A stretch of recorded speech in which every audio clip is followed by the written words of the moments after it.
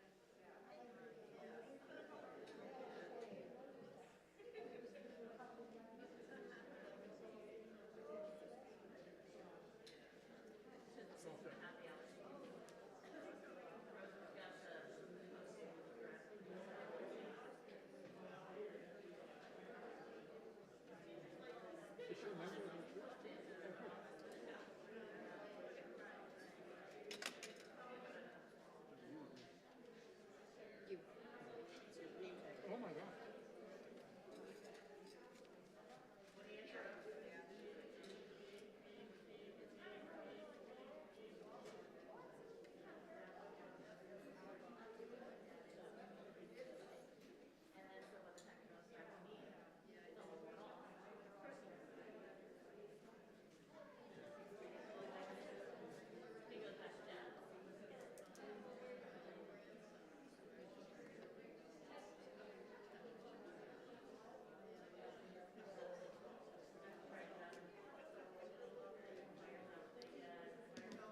Good.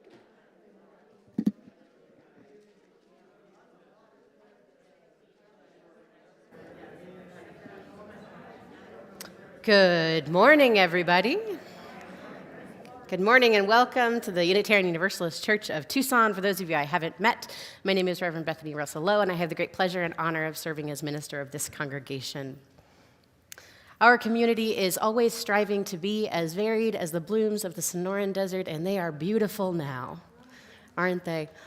So whoever you are, whoever you've been, and whoever you are striving to become, I invite you to bring all of that, no matter how complicated it is, here and now.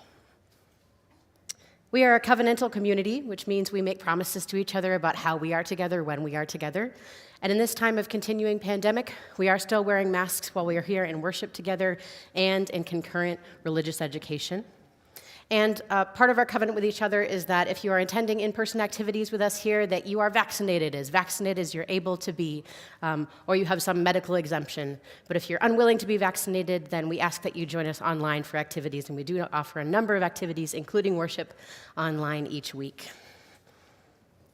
I extend a special welcome to any visitors this morning and invite you to fill out a guest information card. If you're joining us on YouTube, our administrator, Mary Weiss, will post a link to that card in the chat right now. If you're joining us here in person, I welcome you to join us for social hour. There will be an alcove in the building to your left and behind you, a welcome center. In that welcome center, there'll be clipboards with yellow sheets of paper, and if you fill one out, we will stay in touch with you and know how to stay in touch with you. And we will meet for social hour right after the service. There will be coffee, iced tea, lemonade, and some snacks as always. And also today, if you have sent in your pledge for the next church year, there is a free lunch.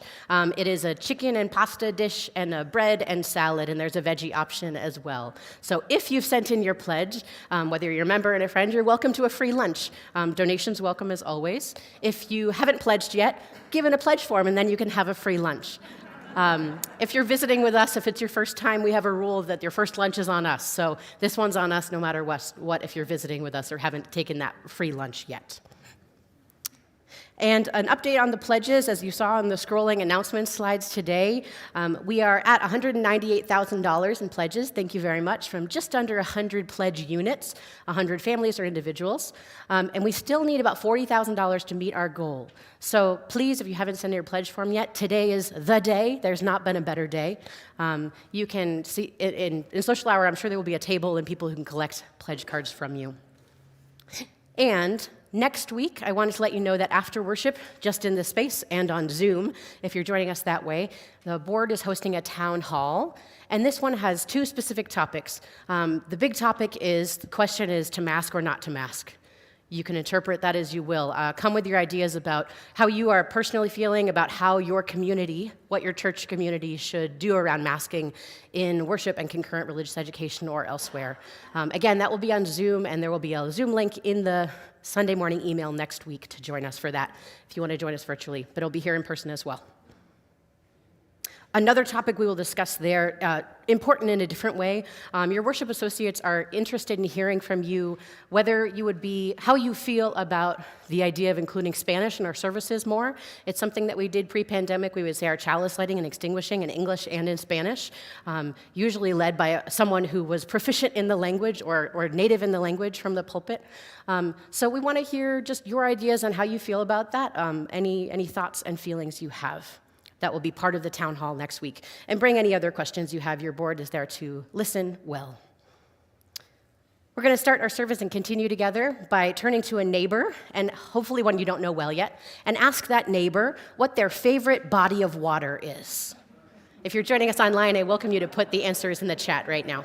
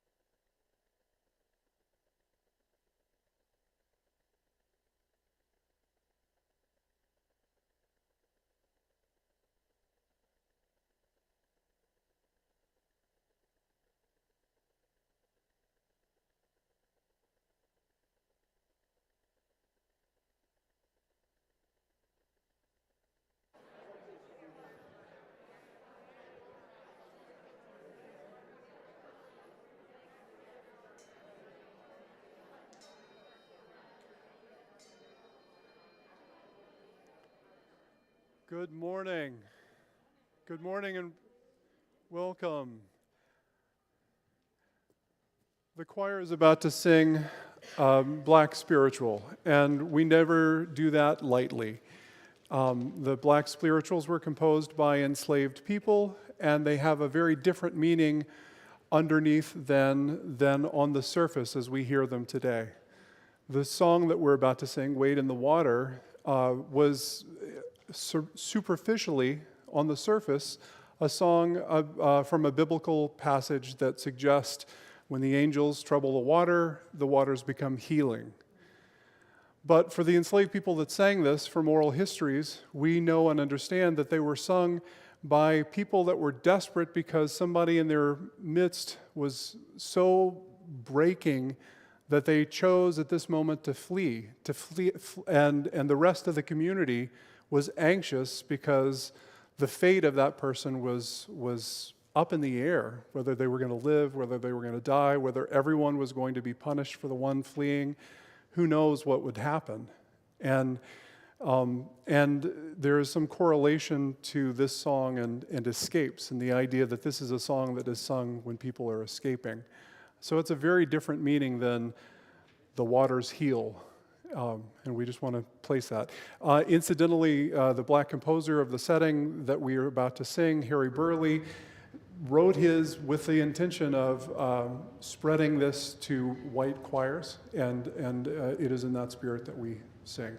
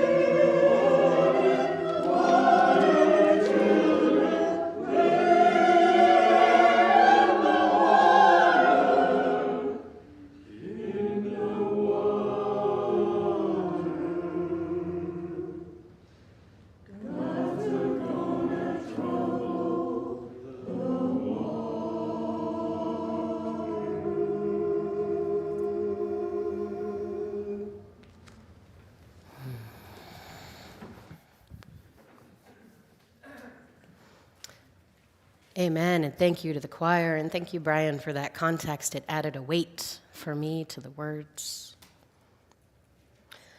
Our words for call to worship this morning come from my colleague, Reverend Manish Mishra Marzetti. He writes, "Between rocking the boat and sitting down, between stirring things up and peacefully going along, we find ourselves here in community. Each called from many different journeys, many different life paths onto this river road. Some are here because of the rocking of the boat has been too much tumult, too much uncertainty, too much pain. Some are here with questions about where the boat is going, how best to steer it, and where the journey ends. Others are here as lovers of the journey, lovers of life itself. Here in front, beside, behind, each a passenger, each a captain, doing the best we can. Rest here in your boat with me, the river calls. Listen to how I flow, the sound of life coursing all around you. Let the current hold you. Let the current guide you.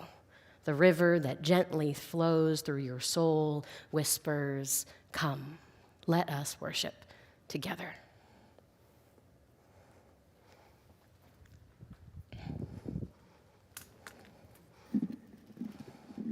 Oh, it's on? Yes. Good. Good morning. My name is Bert Meek. I'll be your worship associate this morning. And we are ready to start our ritual for lighting a chalice. Those of you at home, if you have a candle or a chalice, please join us in this tradition. We'll read together the chalice lighting written by Reverend Laura Horton Ludwig. Perfect. Please read along with me. Fire and water, ancient opposites, sun and ocean, the cradle of life, dancing flame and dancing river, we invoke them together today as we kindle our chalice flame. Thank you.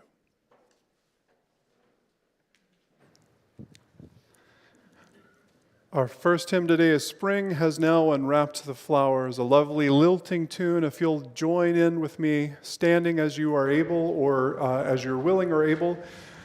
Spring has now unwrapped the flowers.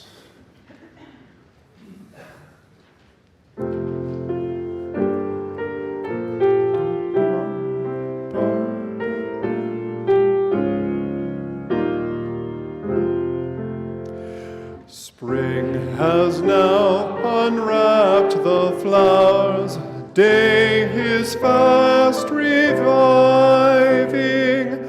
life in all her growing powers, toward the light is striving, gone the iron touch of cold, winter time and frost time, seedlings working through the mold, now make up for lost time. Herb and plant that winter long slumbered at their leisure, now be stirring green and strong, find in growth their pleasure. All the world with beauty fills, golden green enhancing, flowers make glee among the hills, set the meadows dancing.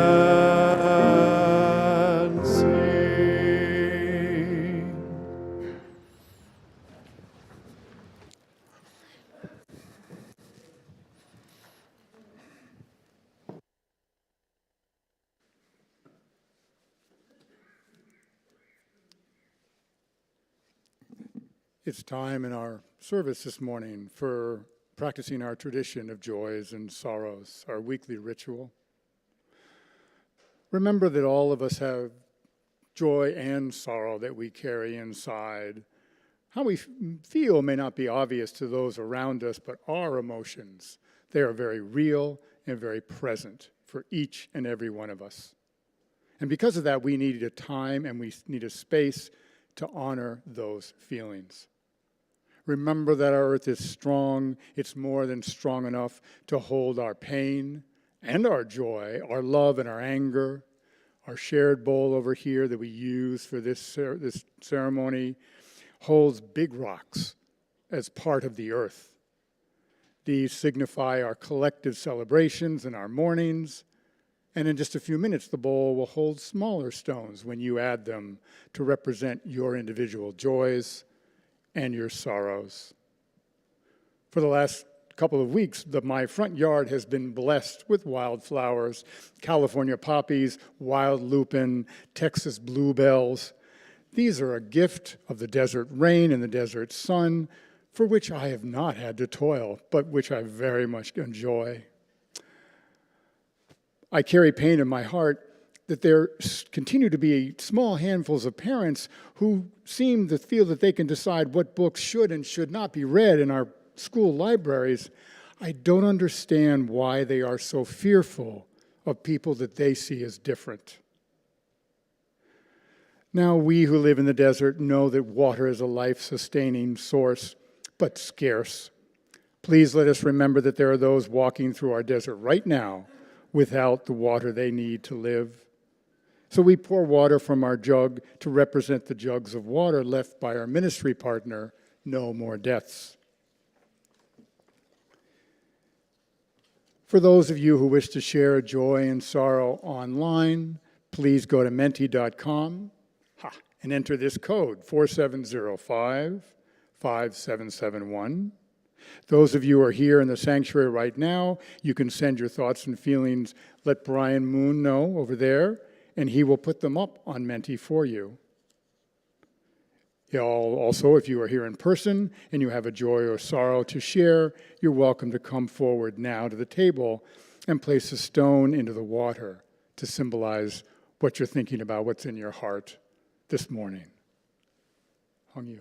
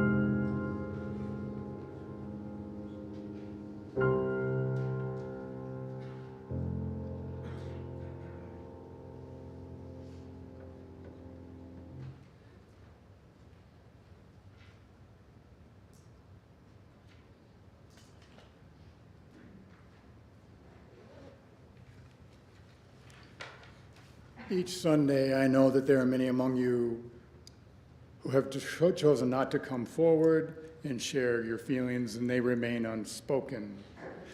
So for those of you here and those of you watching us, I place these stones in the water for you. May the ripples of healing and the ripples of appreciation and joy spread far beyond the confines of this bowl.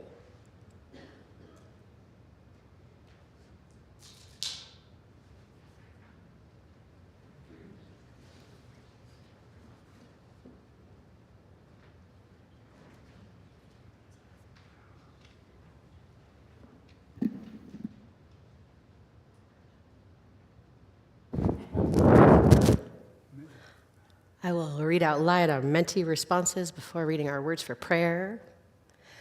Someone is holding anger. That mental illness continues to be treated like a crime. I join you with that anger. Someone is grieving the loss of a beloved ferret and companion, my sweetest girl, Hotshot. I love her so much. Oh, Hotshot. Love and prayers for all who knew and loved Hotshot. Grateful for my amazing wife and our beautiful life together. Sad at our society's increased polarization, yearning for a moment when it's okay to agree to disagree. May we embody that spirit here.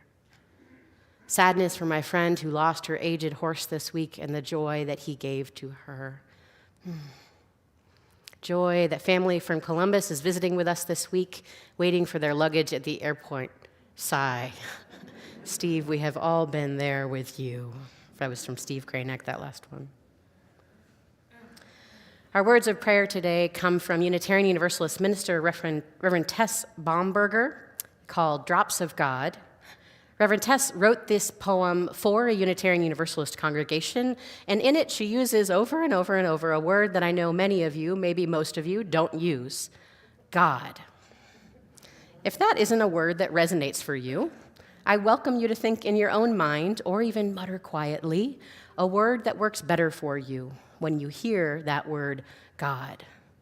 I do the muttering thing, so really it's an invitation. If there was a murmur every time I said God, that would be lovely.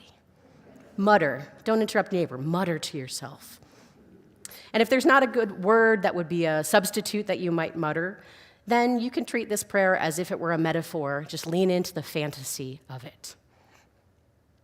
Will you join me now in that spirit of meditation, prayer, contemplation, whatever is your own way of grounding and centering, and hear these words from Tess Baumberger. God. God is water sleeping in high-piled clouds. She is gentle drink of rain, pooling, lake, pounding, river, angry, flooding river. She is frothy, horse-maned geyser. She is glacier on mountains and polar ice cap and breathtaking crystalline ideas of snowflakes. She is frost dance on trees, and we are drops of God, her tears of joy or sorrow, ice crystals and raindrops in the ocean. God is air wallowing all about us. She is thin blue atmosphere embracing our planet, gentle breeze. She is wind and fearsome gale, centrifugal force of tornadoes and hurricanes, flurry of dust storm. She is breath, spirit, life. She is thought, intellect, vision, and voice, and we are breaths of God, steady and soft, changeable and destructive. We are her laugh and her sighs, atomic movement, sardines schooling in the firmament of her. God is fire burning, day and night. She is sting of passion, blinking candle, heat that cooks our food. She is fury, forest, fire, and flow of lava which destroys and creates, transforms. She is home fire and house fire. She is giving light of sun and solemn mirror face of moon and tiny hope of stars. And we are the little licking flames flickering in her heart, in the conflagratory furnace of her. God is power of earth in and under us. She is steady, staying, fertile loam, body, tree, matter. She is crumbling limestone and shifting sand, multicolored marble. She is rugged boulder and water-smoothed agate. She is gold and diamond gemstone. She is tectonic plates and their motion, mountains rising over us, rumble, snap of earthquake, tantrum of volcano. She is turning of our day, root of our being, and we are pebbles and sand grains and tiny landmarks in the endless terrain of her. God is journal of time marching through eternity. She is waking of seasons, phases of moons, movements of stars. She is grandmother, mother, daughter. She is transcending spiral of ages whose every turn encompasses the rest. History, a mere babe balanced on her hip. She is spinning of universes and ancestress of infinites. She is memory. She is presence. She is dream. And we are but brief instants, intersections, nanoseconds, flashing gold-hooped moments in the eons of her. God is, and we are.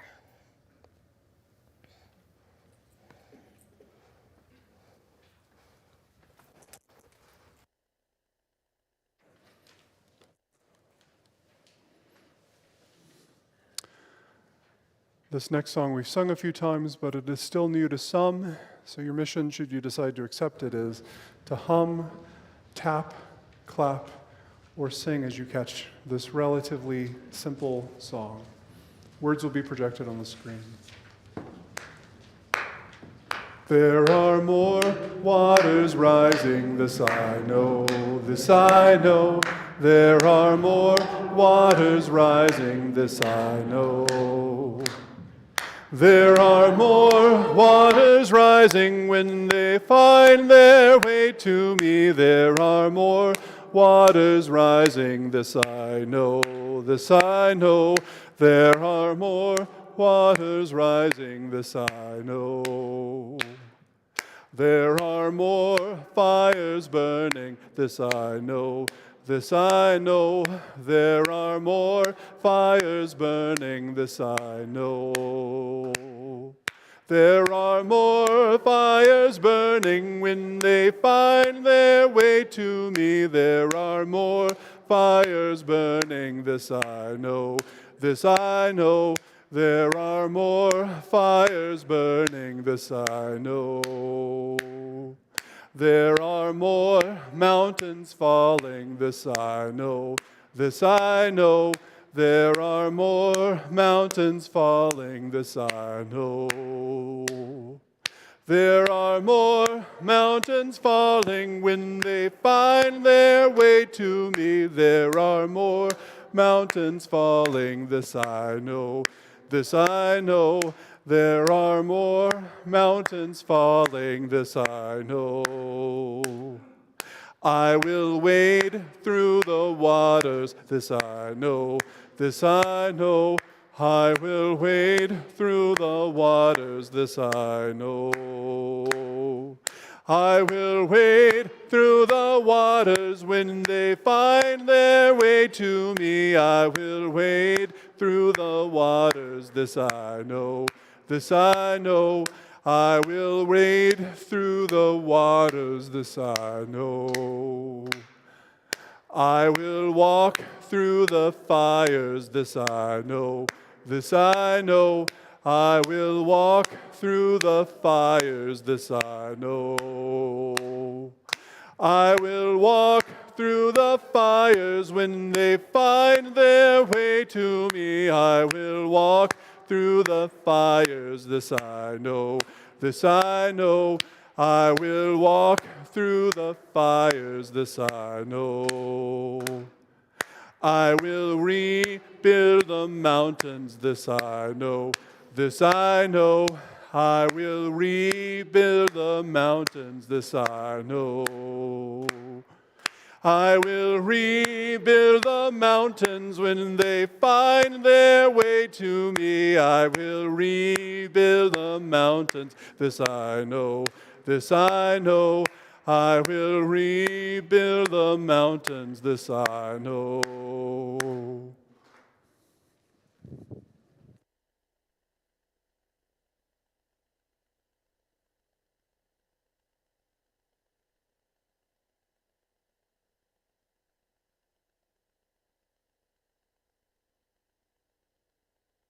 I don't have a mic.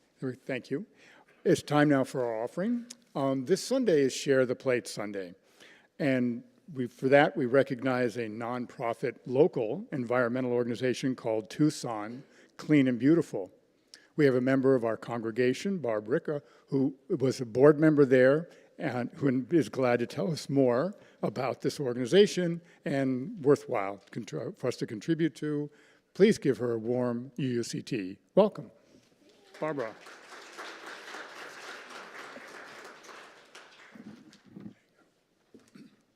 Good morning, everybody. Hey, good morning.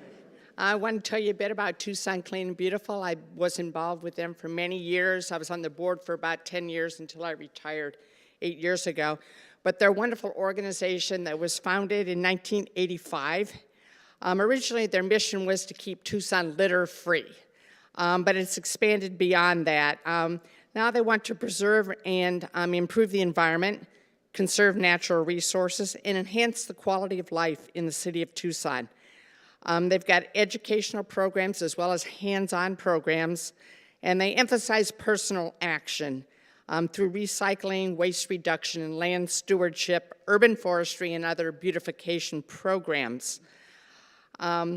They coordinate a lot of programs with their partners, which are government, business, community groups, and thousands of volunteers. Some of the programs include, and you're probably familiar with a lot of these, Trees for Tucson.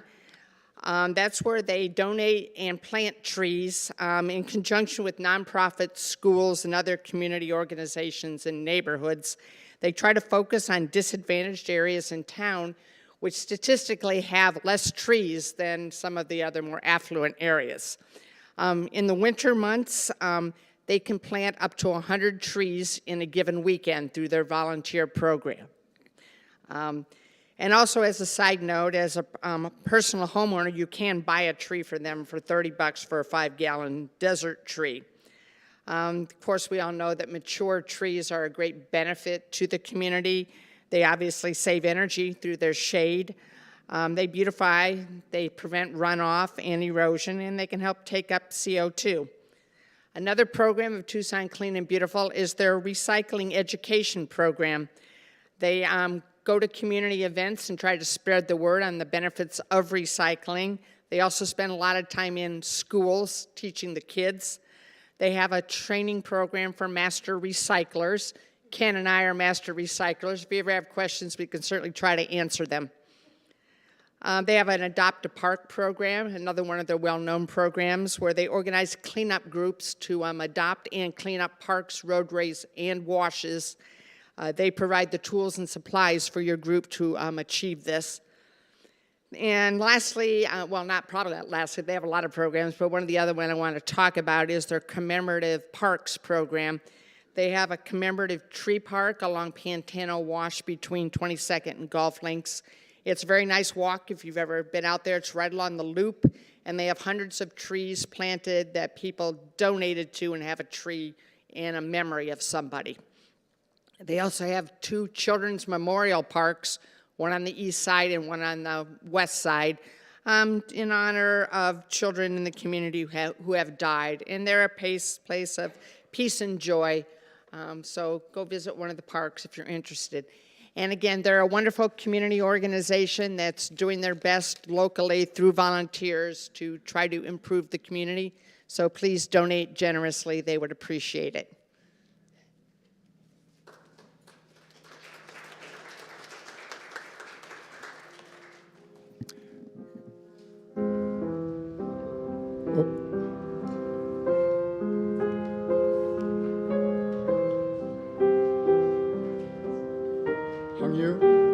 Hung you.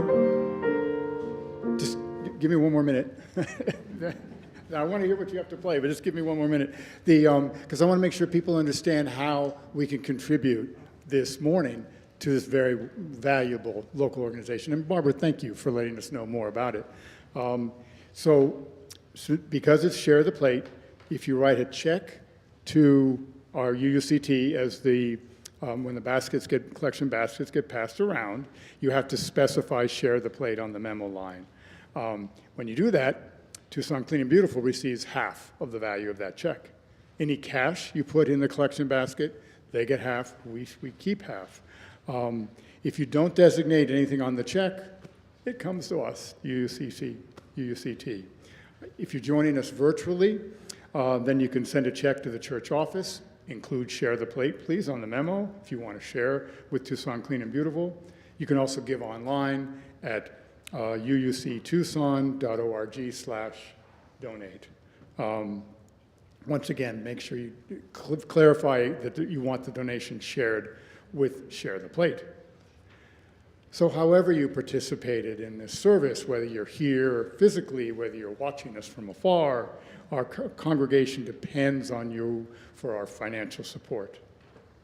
The ushers will soon be passing around the collection baskets among you. For those watching from afar, I told you how you can donate. You also have the option of texting money at 833-361-5796. Please remember that our church flourishes because what each of you share with the rest of us. Your love, your compassion, your time, your energy, and your treasure. Sharing our, our financial blessings is one way that we can contribute to the greater good both of our church and of our larger community. Your generous offering will now be received with grateful appreciation of our shared hopes and values. Hung Yu, take it away.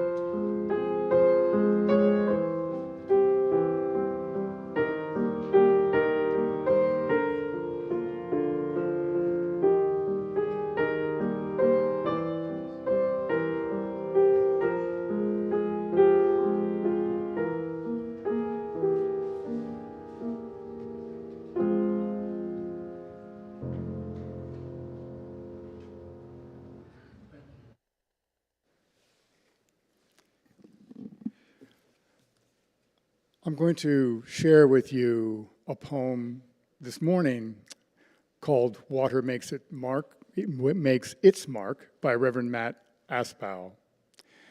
We'll read it as a litany, which means I will read a stanza, and then you will finish the stanza by repeating the line, water makes its mark. So I will cue you in at the end of each stanza. Here's the poem. A glass of tea sweats a circle of droplets on an old table. Drying, the droplets pull dirt and stain from the wood, leaving a ring. Water makes its mark.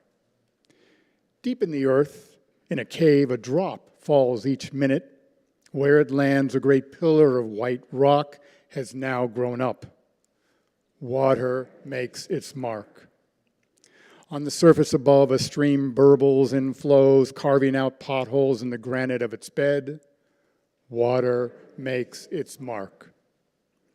Along a highway cut, a geologist points out the layers of tan slate, each penny-thin sheet, the memory of a torrential rainstorm that happened eons ago. Water makes its mark.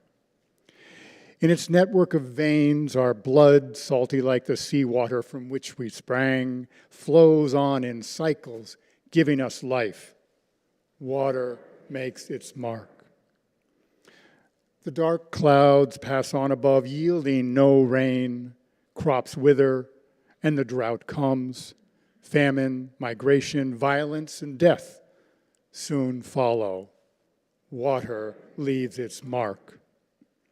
A space probe turns its camera back from whence it came, imaging one solitary pixel of light, its color the pale blue of our oceans. Water makes its mark. A solitary tear slides down the cheek. a tear of abiding joy, a tear of unending grief. We see and we share the depth of feeling at its true core. Water makes its mark. Thank you.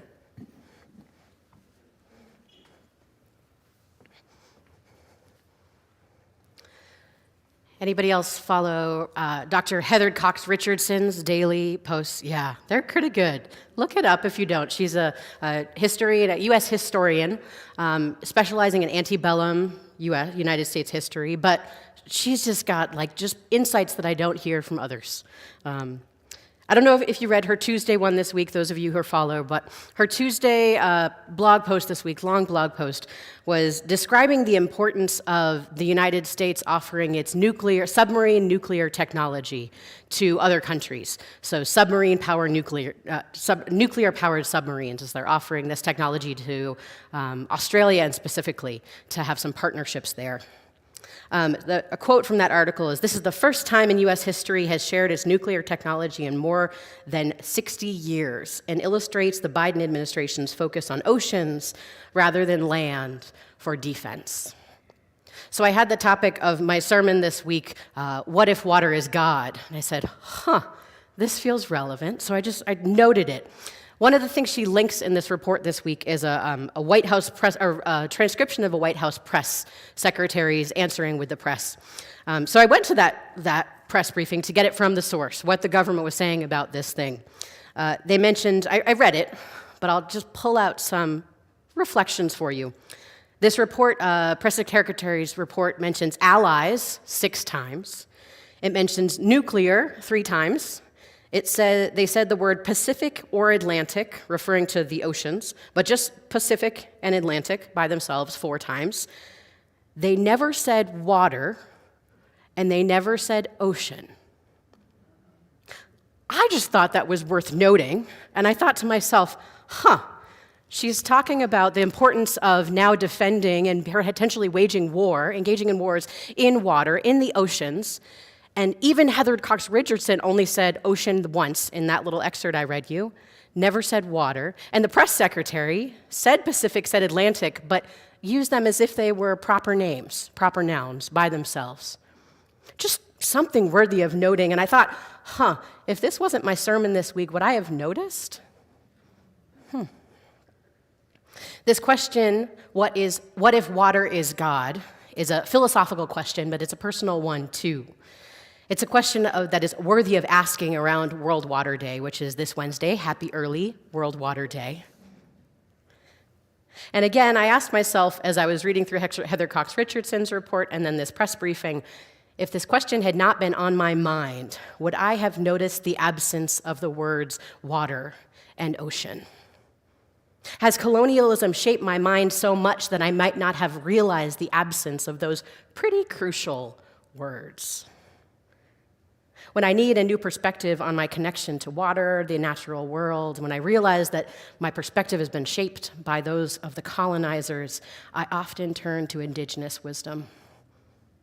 Mojave and Pima poet Natalie Diaz begins her poem, "The First Water is the Body," with these words.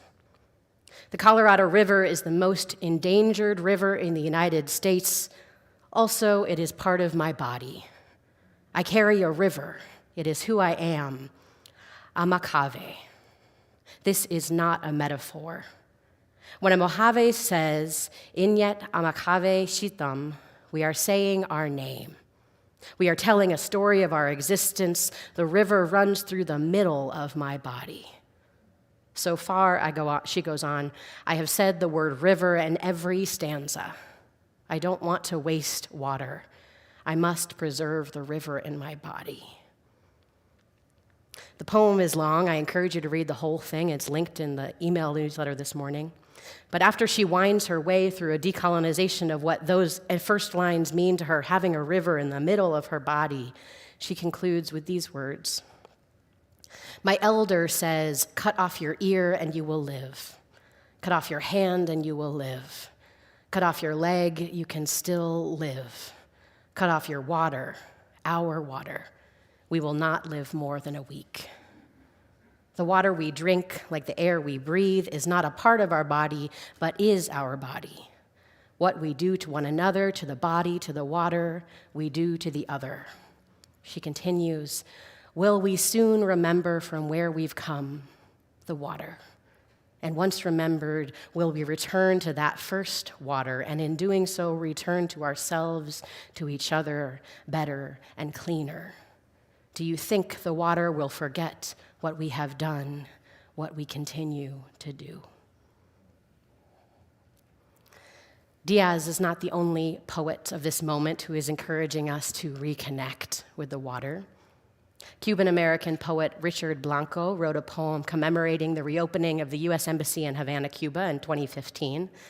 And his poem is political, but it is not a press release. He ends his poem with this stanza. No matter what anthem we sing, we've all walked barefoot and bare-souled among the soar and dive of seagull cries.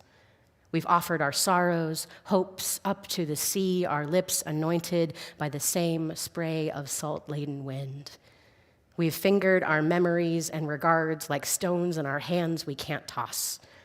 Yet we've all cupped seashells to our ears, listened again to the echo, the sea still telling us the end to our doubts and fears. The end is to gaze into the lucid blues of our shared horizon, breathe together, heal together.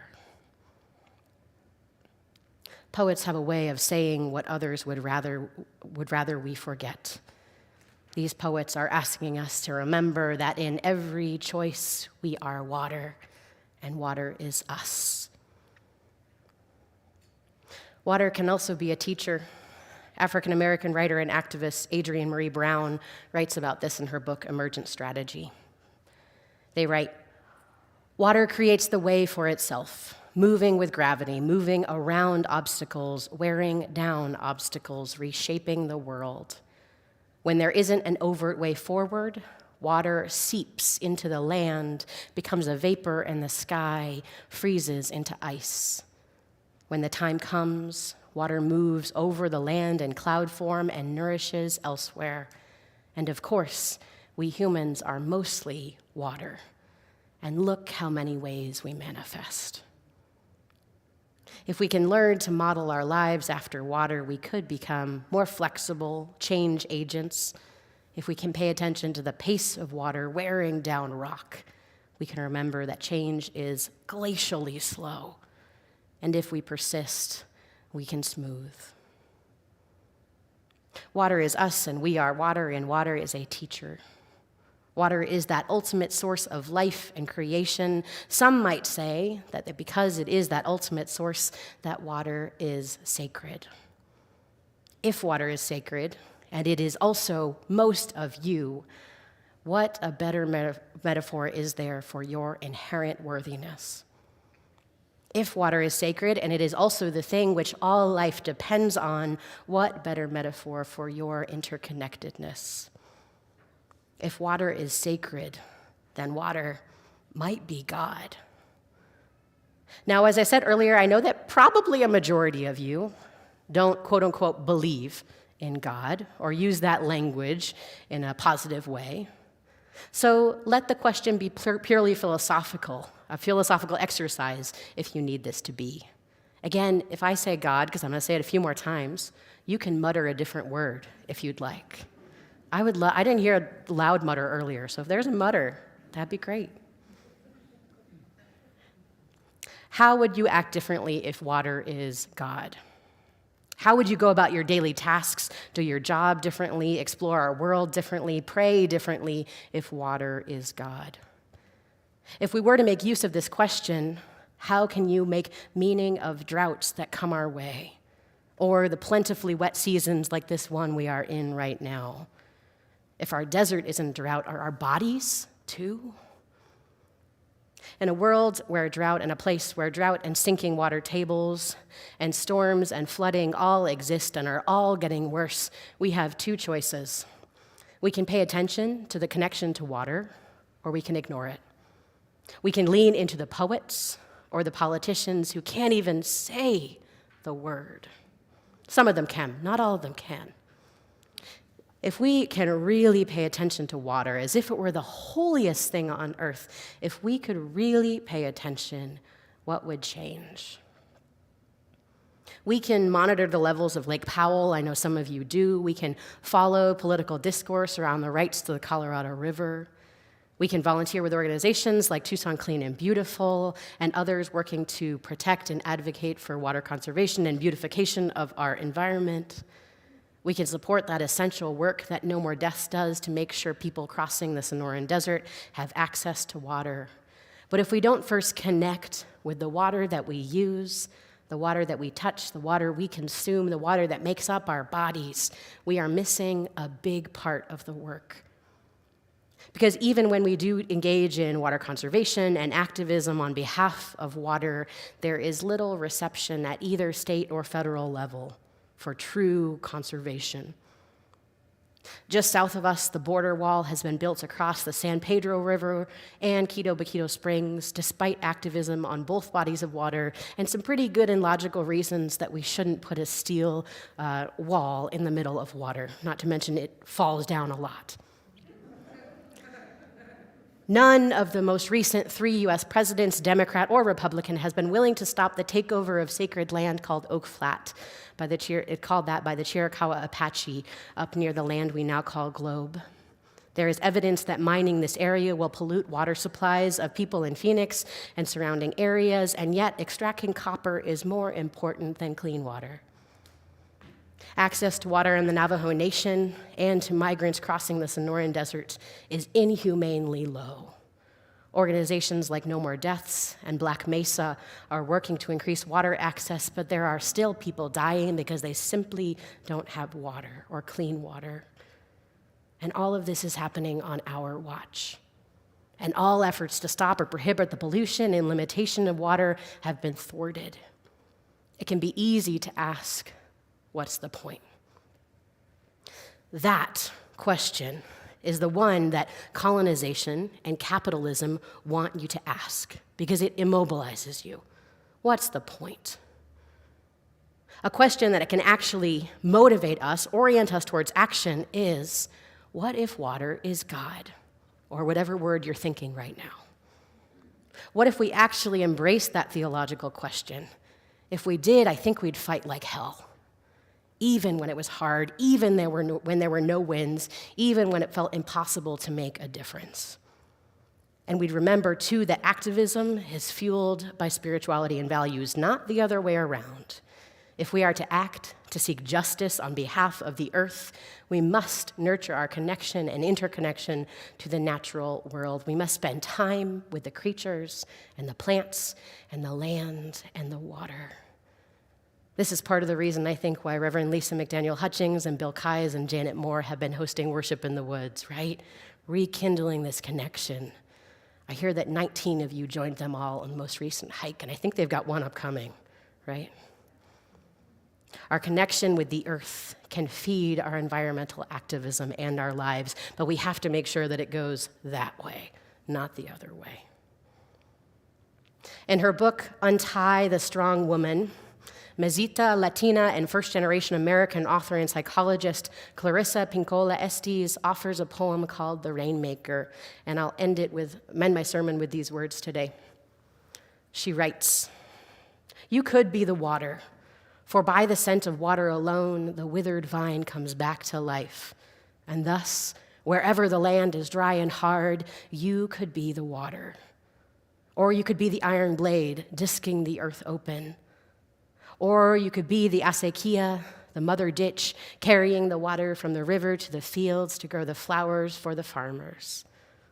Or you could be the honest engineer, mapping the dams that must be taken down and those dams which could remain to serve the venerable all, instead of only the few. You could be the battered vessel for carrying the water by hand, or you could be the one who stores the water.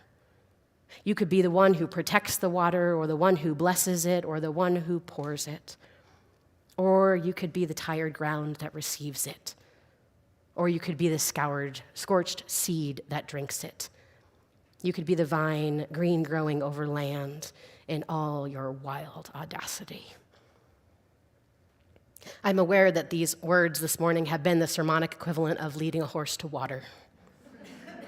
You can lead them there, but you can't make them drink. Drink, friends. Drink, and start with this sip. Live your life as if water was God. Reverend Bethany, we have something to bring to the front. Can we have a minute? Just a minute, yeah. Just a minute. Yeah, Okay. we've okay. got 3 minutes, Let me get the actually. kids.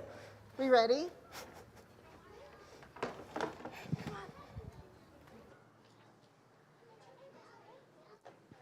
Lily.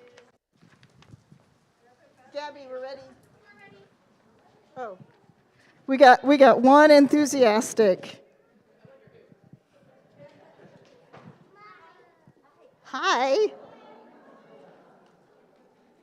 Come on in. Juniper brought us a present today. Here she comes.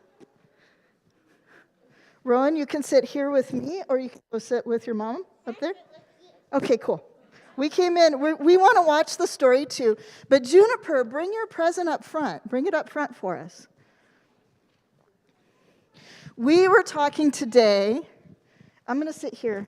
You want to sit with me? We were talking today about water too. And Juniper, turn around and show everybody what we made. We made a new vessel for our water up here at the front when we do Joys and Sorrows. Because when No More Deaths puts their water out in the desert, they decorate them. So everybody knows that this is good, clean, loved water. So we bring that for us. And I think we're ready for the story. The Water Song, originally written in Ojibwe. Water, we love you. We thank you.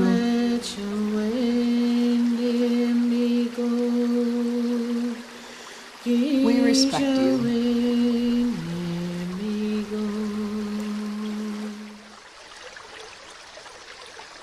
We are Water Protectors, written by Carol Lindstrom. Water is the first medicine, Nokomis told me. We come from water. It nourished us inside our mother's body, as it nourishes us here on Mother Earth. Water is sacred, she said. We stand with our songs and our drums. We are still here. The river's rhythm runs through my veins, runs through my people's veins. My people talk of a black snake that will destroy the land, spoil the water, poison plants and animals, wreck everything in its path. When my people first spoke of the black snake, they foretold it wouldn't come for many, many years. Now the black snake is here. Its venom burns the land, courses through the water, making it unfit to drink. Take courage. I must keep the black snake away from my village's water. I must rally my people together. To stand for the water, to stand for the land, to stand as one against the black snake. We stand with our songs and our drums. We are still here. It will not be easy. We fight for those who cannot fight for themselves. The winged ones, the crawling ones, the four-legged, the two-legged, the plants, trees, rivers, lakes, the earth. We are all related. Tears like waterfalls stream down, tracks down my face, tracks down my people's faces. Water has its own spirit, Nokomis told me. Water is alive. Water remembers our ancestors who came before us, she said. We stand with our songs and our drums. We are still here. We are stewards of the earth. Our spirits have not been broken. We are water protectors. We stand. The black snake is in for the fight of its life.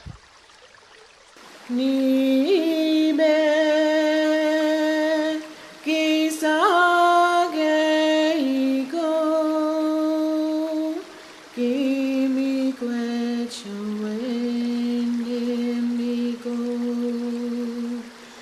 Gaze away, let me go.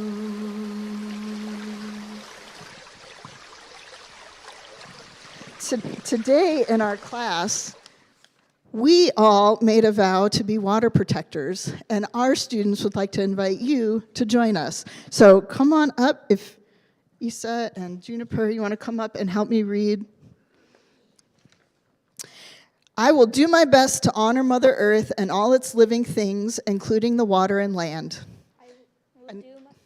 We're going to invite them to read the next part. Okay, so we'll read this part, and we invite you to read the next part with us. You want to read this with me? I will always remember to treat the earth as I would like to be treated. I will always remember to treat the earth as I would like to be treated. I will treat the winged ones. Hold on, let him repeat. The winged ones, the crawling ones, the four-legged, the two-legged, the plants, trees, rivers, lakes, the earth, with kindness and respect. Thank you. Thank you.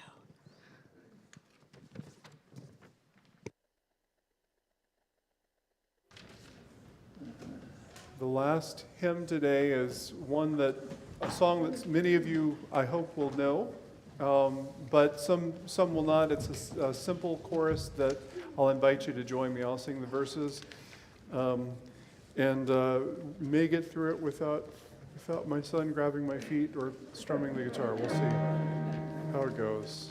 So. So, partner, would you do me a favor and go further away? So, if you can't see, I have a child crawling under my legs at the moment, and it's. Hey, buddy, go over there and you can see me play. Okay, go hang out with friend Rowan. Sorry, guys. Oh.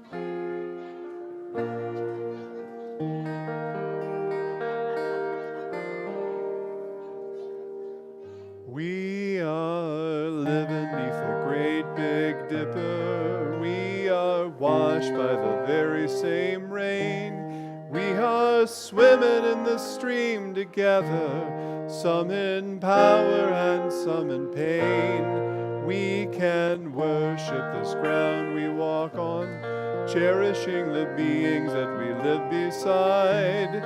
Loving spirits will live forever. We're all swimming to the other side.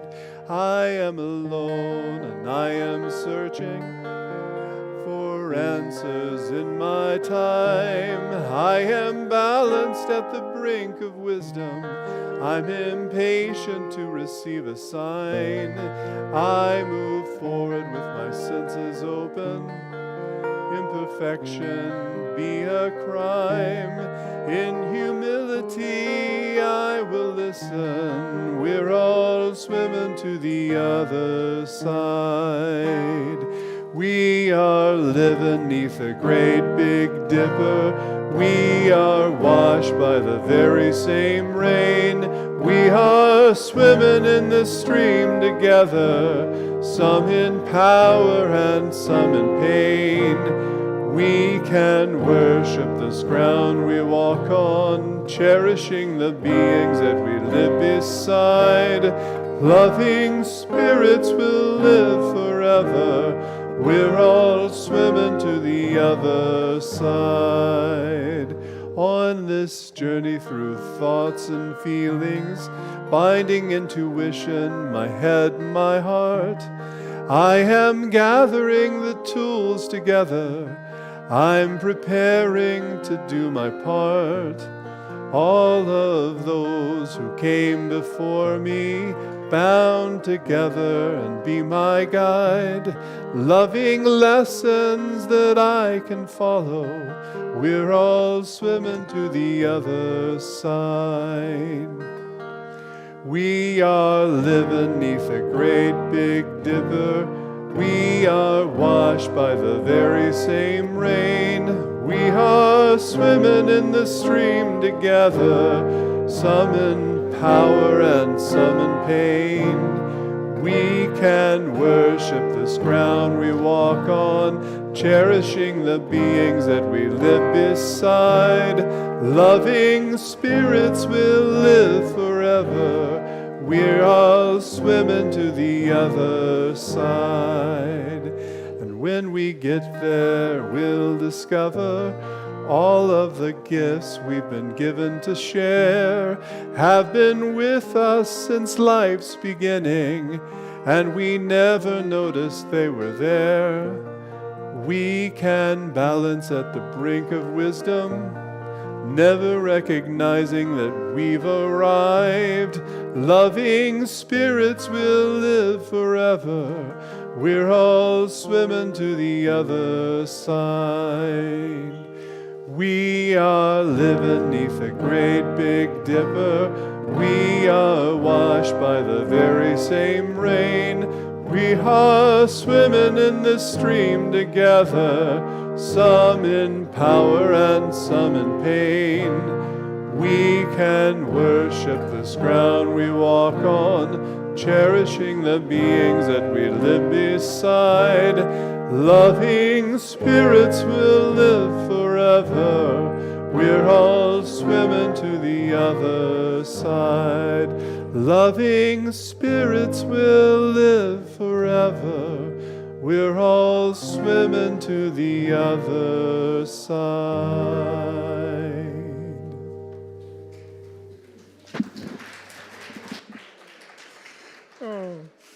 When we have children, you never know what's going to happen. I love the improv. Yeah. Let's see.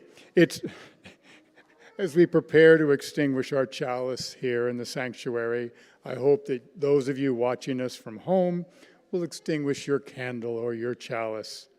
So if you all will please read along me, A Blessing of Darkness and Light, written by Amy Zucker Morgenstern. Blessed is the dark in which our dreams stir and are revealed. Blessed is the dark of earth where seeds come to life. Blessed are the depths of the ocean where no light shimmers, the womb of earthly life. Blessed is the light into which we awake, the light that sparkles on the waters, that calls the tree forth from the seed and calls the shadow forth from the tree. Blessed are we as we move through the darkness and through the light. Thank you. Reverend Bethany? Do you want to go ahead?